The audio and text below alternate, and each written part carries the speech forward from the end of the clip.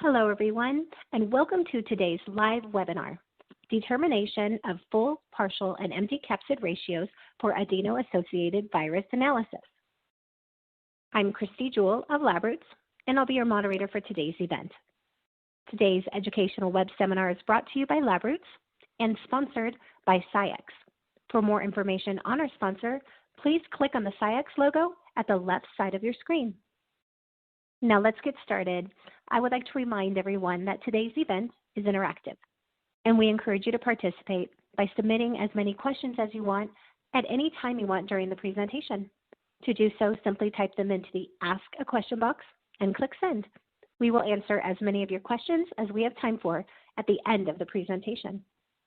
If you have any trouble seeing or hearing the presentation, click on the Support tab found at the top right of your presentation window, or you can use that Ask a Question box to let us know you're experiencing a problem. This presentation is educational and thus offers continuing education credits. Please click on the Continuing Education Credits tab located at the top right of the presentation window and follow the process to obtain your credits. I'd now like to introduce today's speaker, Tingting Li, Application Scientist, Sciex-Brea, and Biopharma. For a complete biography on our speaker, please visit the Biography tab at the top of your screen. Welcome, Tingting. You may now begin your presentation. Thank you very much for your introduction, Christy, and thank you everyone for joining the webinar. As we all know, gene therapy is a very fast-growing market, and we want to get the therapies out to the market fast. We also know that there are a lot of analytical challenges. We don't have a standard method, and some of these methods are slow. One of the big areas that people have struggled with is the empty versus full capsid analysis of viral vectors such as adeno-associated virus, etc. And what I want to address today is how we can use the capillary electrophoresis-based technology for looking at these key attributes. First of all, I would like to briefly introduce the adeno-associated virus. Adeno-associated virus, which is called AAV for short, is one of the most commonly used delivery vehicles in gene therapy development due to its non-pathogenicity, low immunogenicity, and differential tropism to multiple cell types. It is a small exahedral virus which is about 20 to 25 nanometers in size. Different serotypes of the AAVs differ in their tropism or the types of cells they can infect, making AAV a very useful system for preferentially transducing specific cell types. Currently, the most commonly used serotypes are AAV Serotype 2, Serotype 5, Serotype 8, and Serotype 9. The recombinant AAV used as gene delivery vehicle is made of a shell of proteins called capsid and packaging inside a single-stranded DNA with therapeutic gene called a transgene. The quality assurance of the genetic material and the delivery vehicle is essential for the product safety and efficacy in gene therapy industry. The capillary electrophoresis-based technology not only could be used for the analysis of the genetic materials, which are different kinds of nucleic acids, but also for the capsid analysis of the viral vectors. For nucleic acid analysis, Sciex has the double-stranded DNA 1000 kit, which is applicable to double-stranded DNA fragment analysis and plasmid purity assessment. The single-stranded DNA 100R kit, which is suitable for oligonucleotide analysis, as well as single guide RNA and Cas9 messenger RNA purity analysis for CRISPR. The RNA analysis method could be used for RNA and single-stranded DNA purity analysis, and also can be used for genome sizing analysis for AAV transgene integrity. For capsid analysis, the Sciex CESDS kit could be used for the purity analysis of AAV capsid proteins, while the cIEF kit could be used for empty versus full capsid ratios determination for AAV. And all these applications could be done on a single platform instrument, the PA800 Plus Pharmaceutical Analysis System. CGE, the Capillary Gel Electrophoresis, is one of the mostly used separation modes in CE technology, which can be used for the purity and quantification analysis of nucleic acids and capsid proteins. It has been extensively used for the separation and analysis of biotherapeutics in biopharma industry for years. The replaceable gel filled in the separation capillary serve as a molecular sieving matrix for size-based separation. It has proven advantages over conventional slab gel technology with higher resolving power, better quantitation, excellent reproducibility, and automated operation, which is less labor-intensive. It also provides higher resolution than HPLC for RNA, DNA, or protein separations. The genetic material analysis applications and CE-SDS capsid protein analysis assay listed in the previous slide are all based on this CGE separation mode. Plasmid is used in gene therapy, either as gene delivery vehicle or for manufacturing of viral vectors such as adeno-associated virus, lentivirus, etc. The Sciex double-stranded DNA 1000 kit is applicable to double-stranded DNA fragments analysis, as shown in the electrophoresis on the right. This assay could use both UV and fluorescence detector by using the fluorescence dye for sample labeling and the laser-induced fluorescence detector. About 100 to 1,000 times improvement in sensitivity could be achieved comparing to UV detection. The separation gel in this kit can be reconstituted to a larger volume to extend the size range of the double-stranded DNA to be analyzed. By diluting the gel 10 times, this kit is widely used for plasmid purity and their stability analysis. Trace A in the figure on the bottom left is a typical electrophoresis of analyzing a 5 kb plasmid. The conformation of different isoforms of this 5 kb plasmid are shown in trace B, trace C, and trace D. The nicked isoform was prepared from a plasmid sample using a nicking enzyme, as shown in trace C, and the linear isoform was prepared using a restriction enzyme, as shown in trace B.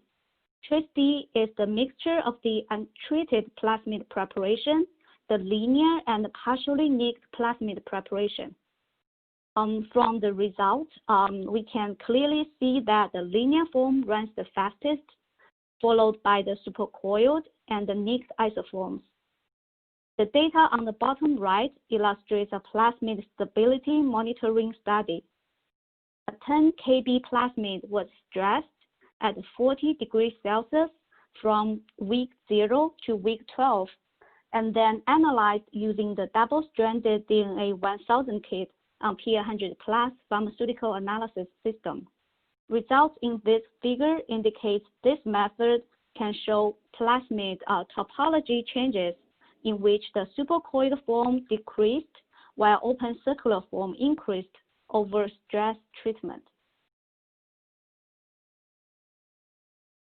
The CE platform can also be used for analysis of smaller nucleic acids such as single guide RNA and Cas9 messenger RNA for CRISPR. The Sciex single-stranded DNA 100R kit is suitable for both small-sized RNA and DNA purity analysis. It provides rapid separation and analysis of oligonucleotides between 10 to 100 bases long with single base resolution. It features a replaceable gel buffer and a coated capillary for maximum reproducibility. The figure on the right shows the separation of a poly A 40 to 60 bases standard with single base resolution. And the table right below the figure shows the results of 6 repetitive injections of this standard, which illustrates the high reproducibility of this single base resolution with RSD of migration time lower than 0.5% for each peak. The bottom left figure shows the analysis of a synthesized single guide RNA, which is 100 bases long, and the bottom right figure demonstrates Cas9 messenger RNA analysis using the same single-stranded DNA 100R kit, but reconstituting the gel to a different dilution factor. The RNA analysis method is also a CGE method optimized to resolve RNA from 0.2 kb to 6.5 kb in size, which is shown in the figures on the bottom. It provides good resolving power, repeatability, and excellent linearity. It is also a platform method which provides the flexibility of further method modification. We just show some quick review of the nucleic acid analysis using CE technology. The other components of AAV is the capsid. If we want to know the ratio of the viral proteins of the capsid and the purity of capsid proteins, we have a method for doing that. The Sciex CESDS kit is widely used for size-based separation and quantitation of proteins from 10 to 225 kilodaltons. The Easy CE cartridge is used for easy operation and result consistency. Both UV and fluorescence detector can be used for this assay. The 2 figures on the bottom are the electropherograms of analyzing an AAV Serotype 8 sample using CESDS kit for its capsid protein purity analysis. The figure on the left uses the PDA detector, which is suitable for capsid protein purity analysis of final AAV products with titer around 1 × 10^13 G/ml or greater. The figure on the right utilizes fluorescence dye for sample labeling and the laser-induced fluorescence detector for sample detection, which provides ultra-high sensitivity and could be used for purity analysis of AAV in-process products with titer as low as 1 × 10^10 G/ml. We just talked about the purity analysis of denatured AAV capsids. When the viral vectors being delivered, we look at them together as the viral capsid for cell transduction. The analysis of empty, partial versus full capsid is one of the key quality attributes for AAV products. So what are the AAV full, partial, and empty capsids? As we know, during the manufacturing of AAV vectors, the AAV full capsid, which contains the full length of the desired transgene, is the product of interest. However, a high percentage of capsids might not incorporate any of the transgenes and are referred to as empty capsids. Additionally, capsids that contain fragments of the transgene or truncated transgenes are called partial capsids. Capsids that contain extraneous nucleic acids are called other capsids. These undesired product-related impurities are co-produced with the full capsid. The presence of these impurities could affect the efficacy and safety of AAV vector products because of their risk for increasing immunogenicity of the AAV product. In addition, it can inhibit transduction of full capsids by competing for vector binding sites on the cells. So the ability to determine the amount of these impurities along with the drug product is therefore a critical requirement for any AAV production process and quality control. There are multiple technologies being used concurrently for determining the ratios of these AAV full and empty viral capsids. One such approach is determining the percentage of the full capsids in the total capsids by using the number of genome vectors derived from the existing qPCR data and the total capsid number obtained from the ELISA data. This is a traditional method and easy to use. However, it is limited by its insufficient data accuracy and precision. Another spectrophotometric-based method uses the optical density of AAV samples at 260 nanometers and 280 nanometers in order to determine the protein and DNA content in the samples. This approach is simple, rapid, and easy to operate. However, it requires high purity of the AAV sample to minimize the interference of the impurities with UV absorbance at 260 and 280 nanometers. And also, this method has relatively low accuracy.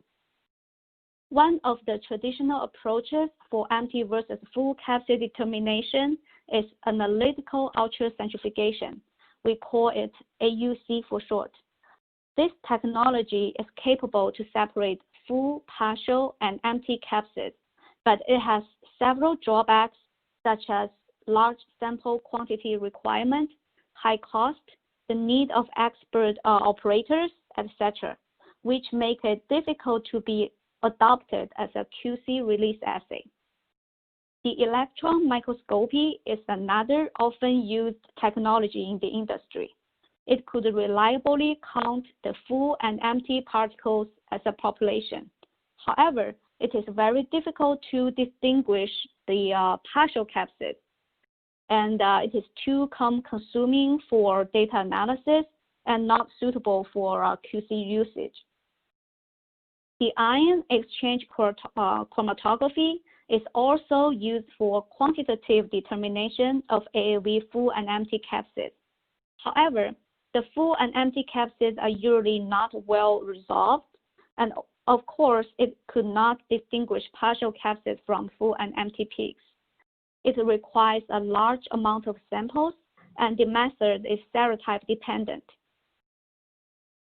The mass spectrometry-based approach, such as the charge detection mass spectrometry, has been recently shown to be able to separate full, partial, and empty capsids. However, this system is not commercially available and is for research only at this moment.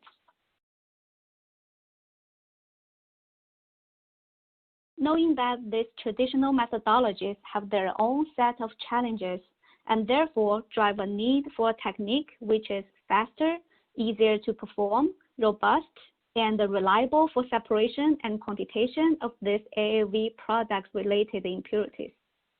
The cIEF methods are widely used in biopharma industry for identification and charge variance analysis of biotherapeutics by efficiently separating the analyzed by their PI values.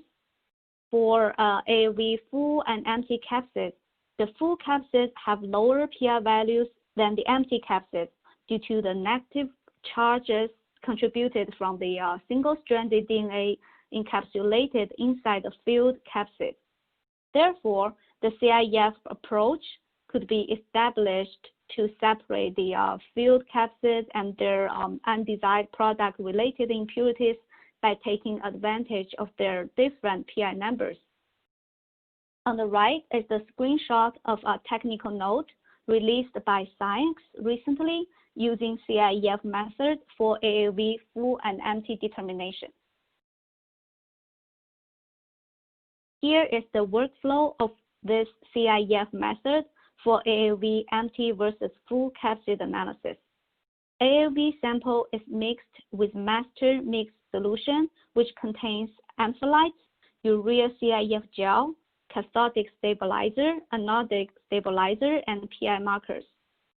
Nanovial with as little as 5 microliters of sample solution loading capability could be used for AAV samples with limited sample amounts.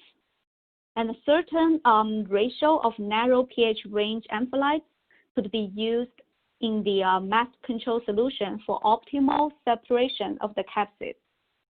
The cIEF experiments are performed using a PA100+ pharmaceutical analysis system equipped with a UV detector and a 280 nanometers filter. The Sciex cIEF gel, PI markers, and Encho capillary are used for separation. After the sample solution, the cartridge, the gel, and the cIEF solutions are loaded onto the instrument. The capillary conditioning, sample separation, and shutdown are automatically carried out by the instrument following the pre-programmed methods. The separation results could be automatically generated within 1 hour. Here is the list of reagents which could be obtained from Sciex with part numbers. So in the following slide, I will show results of AAV samples of different serotypes as examples for further discussion. In this slide, it shows an example cIEF result of AAV samples of a proprietary serotype. Being analyzed are 2 samples of the same AAV product containing different amounts of full and empty capsids, which means both samples are the mixture of full and empty capsids. Sample number 1 is enriched with empty capsids, while sample number 2 is enriched with full capsids. From the results, we can see that first, the peaks are well separated.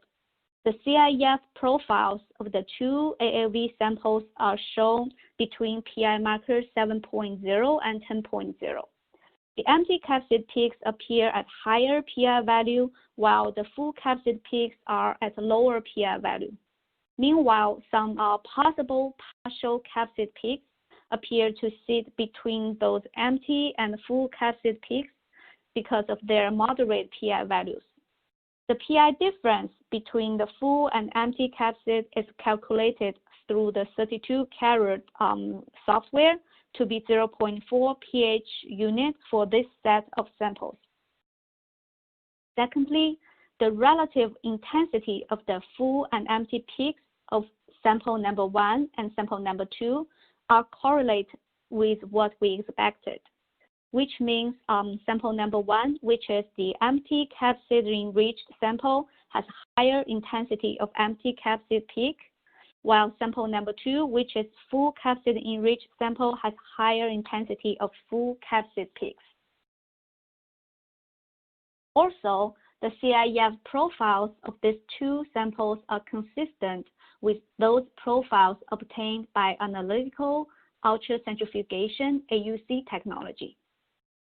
By the way, the AUC data is not shown in the slide due to the confidentiality reasons.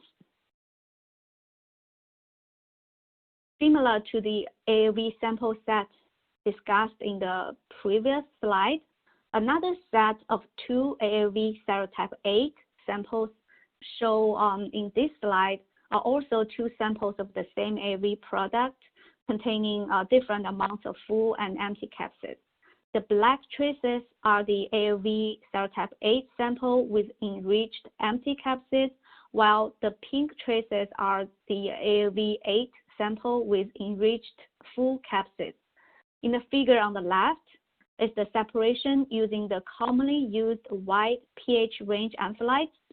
The full and empty capsid peaks are not well resolved since the PI difference between them is less than 0.1 pH unit for these samples. In this case, a mixture of wide and narrow pH range amphilytes were therefore used to optimize the cIEF separation. As shown in the figure on the right, the dark blue circles highlight the empty and full capsid peaks of the AAV serotype 8 samples. The single peak in front of the circle in each trace was identified as an impurity peak from one of the PI markers, since it is also observed in a controlled injection with PI markers only. After method optimization, we can see that the utilization of certain ratio of narrow pH range amphilytes can provide excellent baseline resolution of the AAV full and empty peaks. Notably, higher intensity of empty capsid peaks are observed in the empty capsid-enriched sample, while higher intensity of full capsid peaks are in the full capsid-enriched sample as expected. And by the way, the multiple peaks are observed for the empty as well as the full capsid, which could possibly provide us the charge heterogeneity information of the capsid. Of course, further experiments are needed to confirm and characterize these heterogeneous peaks. In this slide, it is a study for the comparison of cIEF and anion exchange HPLC analysis of an AAV Serotype 5 sample. The sample analyzed by cIEF is depicted by the red trace in the figure on the left and compared to the anion exchange HPLC profile in the figure on the right. As we can clearly see, the cIEF method could nicely resolve the full and empty capsid peaks, while the anion exchange HPLC method showed relatively poorer resolution for the full and empty capsids. With the cIEF method, the partial capsids are able to be separated, whereas in HPLC method, it is not. The relative content of the full and empty capsids of AAV Serotype 5 samples are calculated based on the peak areas of the separated capsid peaks, as shown in the table on the bottom. For the comparative study of the full and empty capsid ratio between these two orthogonal technologies, we sum up the peak areas of the full and the partial capsid peaks in cIEF data and count as the full capsid for the percentage calculation in the table to compare with the full capsid peak percentage obtained in anion exchange HPLC chromatography.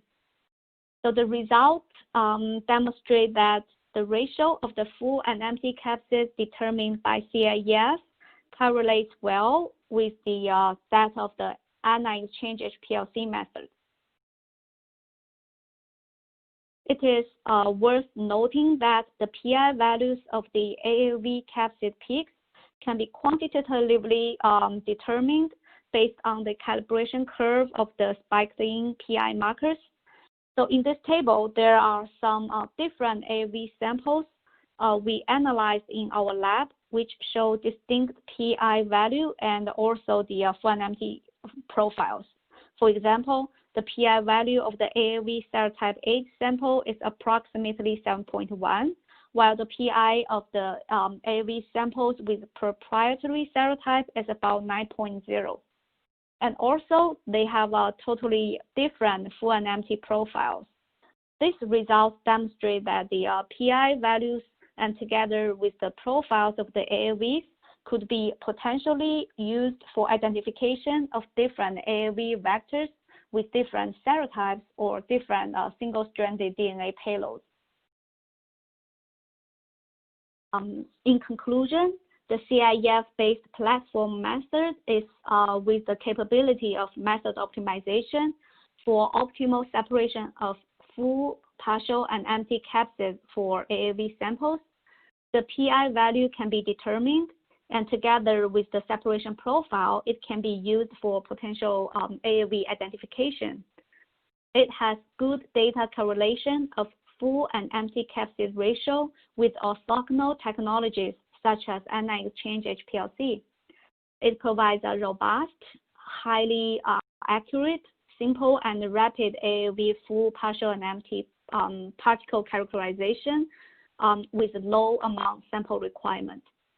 It is a well-validated platform cIEF method for reliable analysis on an automated instrument. The platform method could be specifically optimized for at most separation of full and empty capsid in AAV samples of different serotypes. We also have strong Sciex support team to aid the customers in optimization of the method for their different AAV serotypes and AAV samples in different formulation buffers. So please feel free to reach out the Sciex local sales representatives for support on the details of the method. At last, I'd like to thank my co-workers who participated in the development of this method and the generation of this slide deck. The development of this method is totally teamwork, so a huge thanks to everyone on the team. That's all for the talk today. Thank you very much for your attention. Now I'm happy to take any of your questions. Thank you, Tingting, for your informative presentation. We will now start the live Q&A portion of our webinar.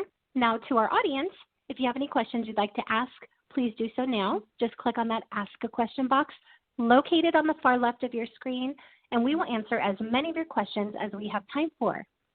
Okay, let's get started. We have some great questions already coming in. Tingting, let's go with this first one. How much AAV sample do you use for each sample preparation? Yes, for most of the AAV samples, which has limited volume, I use 1 microliter to 3 microliters of the AAV sample mixed with 24 microliters of the master mix solution and then loaded onto into a nano vial for P100 plus analysis.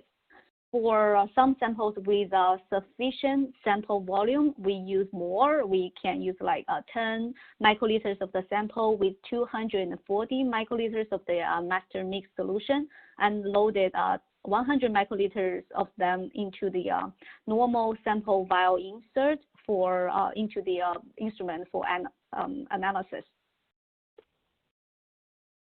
Thank you, Tingting. Now this next question is 2 parts. Have you run the method with different DNA payloads or DNA of different sizes and observed migration changes? And would different payloads affect the migration? Well, that's a very good question. The answer to the second question is yes, it would. Theoretically, different DNA payloads would affect the PI value of the capsid that affect the migration of the capsids relatively to the PI marker. As we've already know, for AAV, the full capsids have lower PI values than the empty capsids due to the negative charges contributed from the single-stranded DNA encapsulated inside the shell. So similarly, for the capsid with different DNA payloads, the bigger size of the DNA you have within the capsid will make it essentially relatively more acidic or more negatively charged and lower the overall PI of the molecule that affect the migration of the molecule to a lower PI position. To answer the first question, we haven't tried to design AAV samples with the same capsid but with different DNA payloads in purpose and random in our lab. But actually, for the 2 examples I showed previously, the AAV Serotype 5 sample and AAV samples with a proprietary serotype, the partially filled capsid can be considered as a different DNA payload from the fully filled capsid. As the length of the DNA within the partial capsid decreases since it is a truncated single-stranded DNA comparing to the single-stranded DNA in the full capsid. So the calculated PI increases, indicating a less negatively charged molecule overall. So as a result, we can observe the migration of the partial capsid peaks appear at higher PI position than the filled capsid in the electropherograms. And I hope this has answered the question. Thank you, Tingting. Now that we're speaking of proprietary serotypes, how do we know the peaks in between the full and empty peaks are partially filled in your AAV samples of proprietary serotype? Well, that's a very good question.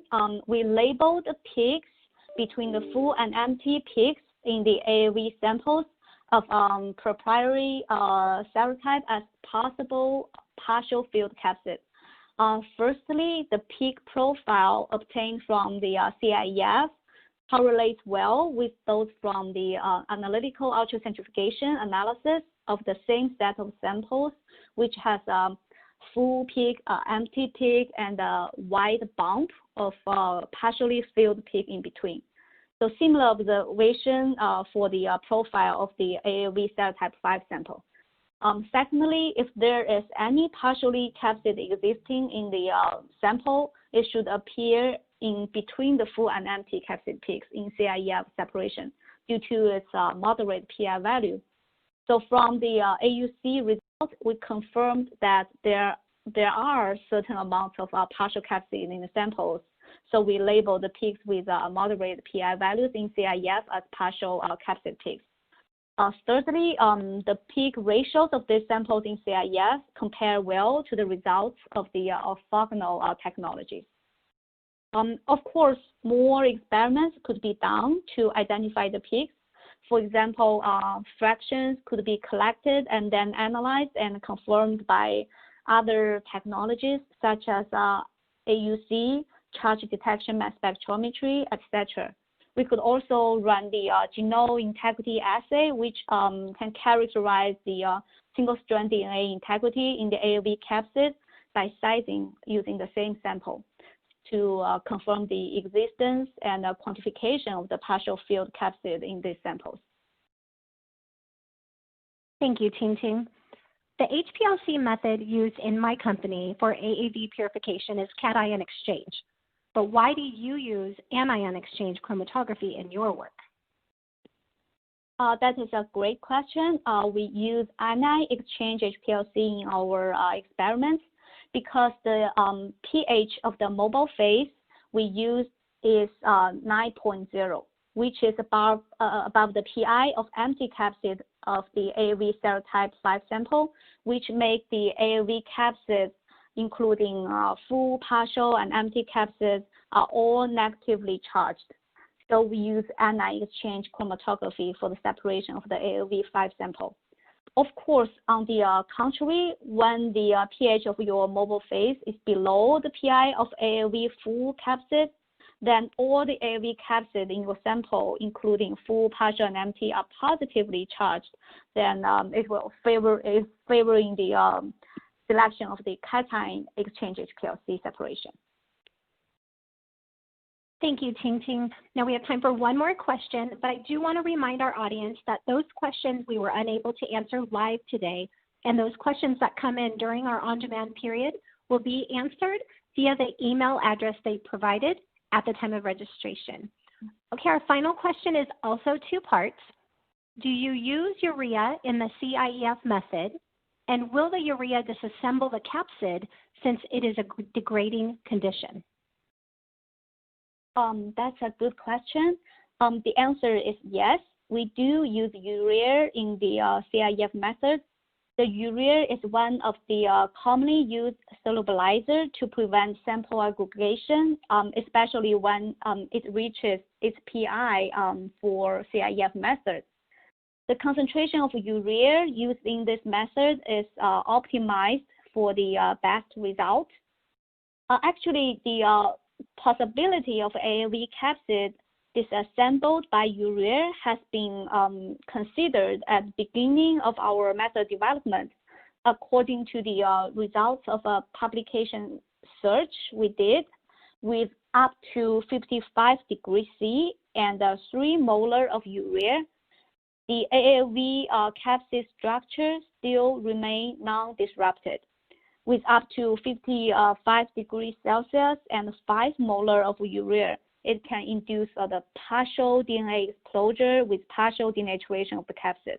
So considering the integrity of the capsid, no more than 3 molar of urea is used during the method development as well as the AAV sample analysis in our lab. Thank you again, Tingting. Now, before we go, I'd like to thank the audience for joining us today and for their interesting questions. I'd also like to thank LabRoots and our sponsor, Sciex, for underwriting today's educational webcast. One more big thank you to Tingting Li for her time today and for her important research. This webcast can be viewed on demand, and LabRoots will alert you via email when it's available for replay. We encourage you to share that email with your colleagues who may have missed today's live event. This webcast can be viewed on demand, and LabRoots will alert you via email when it's available for replay. We encourage you to share that email with your colleagues who may have missed today's live event. That's all for now, and we hope to see you again soon. Have a great day.